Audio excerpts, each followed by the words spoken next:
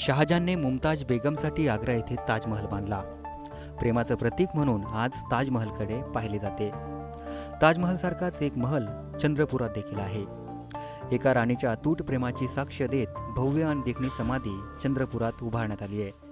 राणी हिराईने आपल्या पतीच्या स्मरणार्थ ही वास्तू उभी केली आहे। एखाद्या राणीनं आपल्या पतीच्या स्मरणार्थ निर्माण केलेली ही पहिलीच वास्तू ठरावी।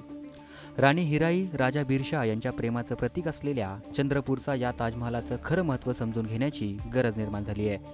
चंद्रपूरवर 17व्या शतकात गौंड राजाचं राज्य होतं। त्यावेळी राजे बिरशाह हे शासक होते। राणी हिराई आणि राजे बिरशाह यांचं एकमेकांवर जीवापाड प्रेम होतं। राजे बिरशाह यांच्या हत्येनंतर राज्याचा कारभार राणी हिराईनं आपल्या हाती घेतला। पण राणी हिराईच्या हृदयात वसले होते ते राजे बिरशाह। बिरशाहचा मृत्यू राणी हिराईला असहनीय होता।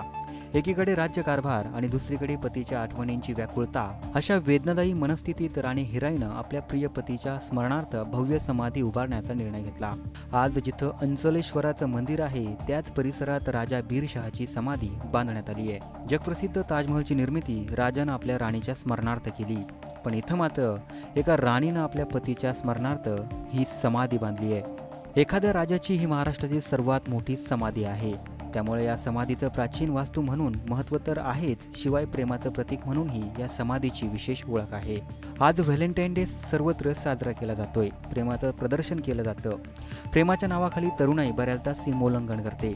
अशा तरुणाईला राणी हिराई आणि राजे बिरशाहांच्या प्रेमाचं महत्त्व पटवून देण्याची गरज निर्माण झाली आहे। आज या समाधीला भेट देऊन अनेक विवाहित जोडपे सुद्धा आपल्या प्रेमाची कबुली देतात, तर सच्चे प्रेमवीर मात्र या समाधीपासून प्रेरणा घेतात।